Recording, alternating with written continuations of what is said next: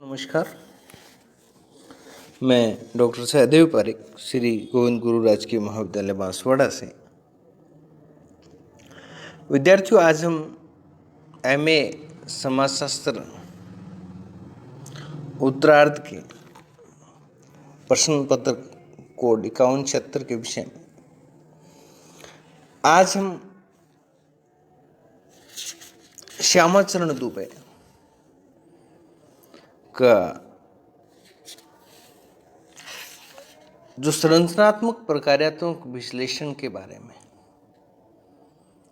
उल्लेख करेंगे, क्योंकि पूर्व के वीडियो में हमने श्यामाचरण दुबे का जीवन चरित्र और उसकी कृतियों के विषय में आपको बताया था।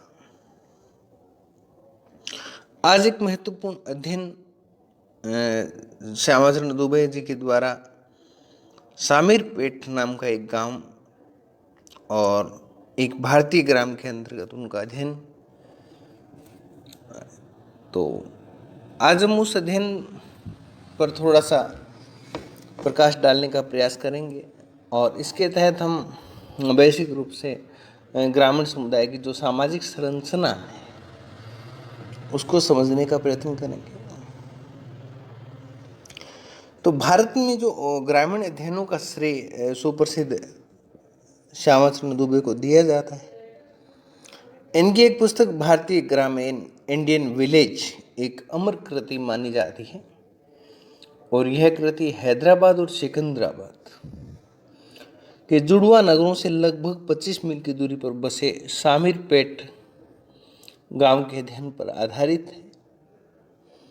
यह अध्ययन 1951-52 ईस्वी में किया गया था और पुस्तक का प्रकाशन जो एक भारतीय ग्राम 1955 में लंदन से हुआ। इस अध्ययन की जो है वो दो महत्वपूर्ण विशेषताएं। प्रथम तो यह है कि सामीरपेट गांव का सर्वांगीण अध्ययन है और सरल ढंग से गांव के जनजीवन की गहराई को प्रस्तुत करने में यह सफल रहा है। और द्वितीय पद्धति की दृष्टि से यह एक नवीन प्रयास था, क्योंकि इसमें प्रोफेसर दुबे के निर्देशन में एक अंतरशास्त्रीय दल से मेरा मतलब है कि बहुत सारे विषयों के विशेषज्ञों द्वारा मिलकर के जो स्टडी किया गया, में सामग्री संकलन का कार्य जो हो किया गया था। डाटा कलेक्शन जो हो डिफरेंट के सब्जेक्ट स्पेशलिस्ट के द्वारा किया गया था। 3 वर्ष बाद दुबे ने इंडिया चेंजिंग विलेजेज शीर्षक के अंतर्गत एक दूसरी कृति लिखी, जिसमें उन्होंने ग्रामीण समाज में होने वाले परिवर्तनों और उसके लिए उत्तरदायी शक्तियों को प्रमुखता के साथ प्रकाशित किया है। ग्रामीण समुदाय की सामाजिक संरचना की यदि हम बात करें तो भारतीय संस्कृति की जो सबसे प्रमुख विशेषता अनेकता में एकता को माना जाता है। ऐसे हमने आपके भारतीय समाज की विशेषताओं के लिए पूर्व कक्षाओं में भी हमने पढ़ा है कि भारतीय समाज की जो विशेषता है वो विविधता में एकता, और यह एकता में अनेकता भी कही जाती है। और विविधताओं पर यदि दृष्टि जाए तो हमें यहाँ पर हर क्षेत्र में और हर तरह की विशेषता, विविधता और उसमें एकता हमें दिखाई पड़ती है। उत्तर प्रदेश के गांव में मुस्लिम नारी एक नीचे से ऊपर तक पूरे शरीर को बुर्का पहन करके निकलती है, और दूसरी ओर यहाँ उसी प्रदेश में हिंदू नागा साधु, दिगंबर संप्रदाय के नागा साधु पूर्णतः नग्न दृष्टिगोचर होते हैं।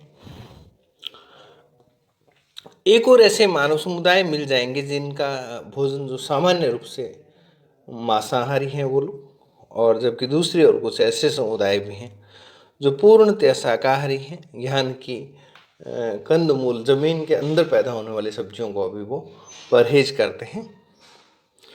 बहुपत्नी और बहुपति व्यवस्था वाले समुदाय हैं, यानी कि अलग अलग प्रकार का जो पारिवारिक और वैवाहिक स्ट्रक्चर जो है वो यहाँ पाया जाता है। वहीं विपरीत और चरम सीमा पर राम और सीता एक पति पत्नी आदर्श भारतीय जनमानस में व्यापक है। मातृसत्तात्मक व्यवस्था है और वहीं पितृसत्तात्मक व्यवस्था भी पाई जाती है। ऐसी विविधताओं के बीच ग्रामीण सामाजिक संरचना का वर्णन करना कठिन ही नहीं वरन असंभव है।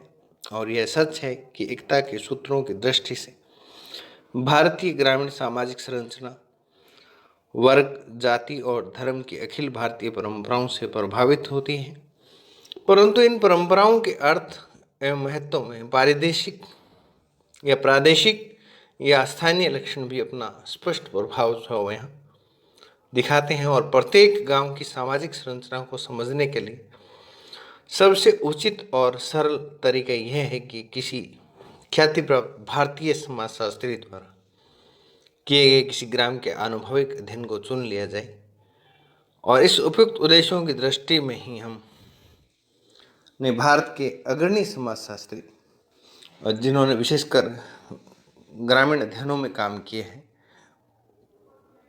एस सी दुबे की अमर कृति एक भारतीय ग्राम या एन इंडियन विलेज को एक आदर्श कृति के रूप में लेंगे। तो आज के वीडियो में इतना ही। आगामी वीडियो तक के लिए धन्यवाद।